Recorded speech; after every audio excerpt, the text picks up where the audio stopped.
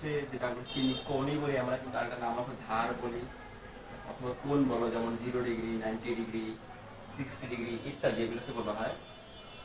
মিতি হচ্ছে কি পরিমাপ।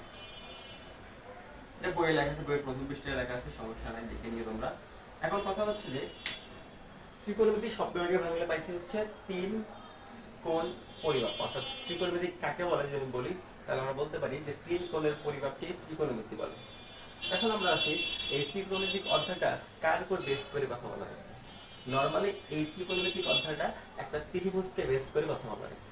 যে ত্রিভুজ তো আমাদের জানা মতো অনেকগুলো ত্রিভুজের আছে, যে কোনো তিনটা বাহুকে যদি আমি কানেকশন করে দিই তাহলে সেটা ত্রিভুজ হয়। কিছু কিছু প্রসিদ্ধ ত্রিভুজ আছে, যেমন হচ্ছে সমদ্বিবাহু ত্রিভুজ, সমবাহু ত্রিভুজ, সমকোণী ত্রিভুজ, বিষমবাহু ত্রিভুজ। তো এতগুলো ত্রিভুজের মধ্যে অ্যাকচুয়ালি কোন ত্রিভুজ নিয়ে আলোচনা করা হয়েছে এটা আমাকে জানতে হবে। এখানে সমকোণী ত্রিভুজ নিয়ে আলোচনা করা হয়েছে। তো সমকোণী ত্রিভুজটা কি, কাকে বলে, এর একটু পরিচয়টা আমরা জানি, যাতে করে আমাদের এই অধ্যায়টা করতে খুব সুবিধা হয়। মানে পাশে দেখো দুটো চিত্র এঁকে রাখছি, চিত্রটাকে খেয়াল করো। এই দুইটা চিত্র হচ্ছে সমকোণী ত্রিভুজের চিত্র। সমকোণী ত্রিভুজ কাকে বলে এটা জানা লাগবে আমাদের।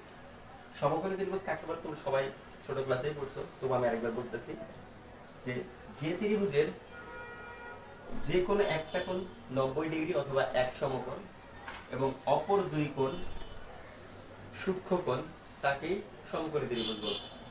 এটা হচ্ছে সমকোণী ত্রিভুজের একটা প্রপার একটা সংজ্ঞা। তাহলে একটু খেয়াল করে দেখো তো, এই যে ত্রিভুজটা ম্যাক্সিমাম ওটা বাদ দিয়ে চিন্তা করো, এখানে আমি নামকরণ করলাম এ বি এবং সি।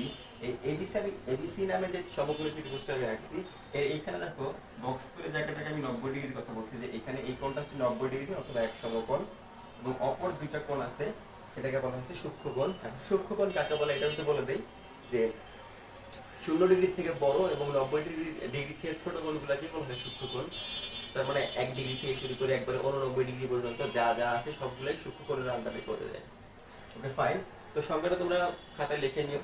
এটা পরীক্ষায় এই অধ্যায়ের পরীক্ষা কখনো আসে না, বাট অধ্যায় সম্বন্ধে জানার ক্ষেত্রে এগুলা আমি একটু জানাইলাম। এখন একটু খেয়াল করো, এই ত্রিভুজটা কি কি আছে এই ত্রিভুজের ভিতরে।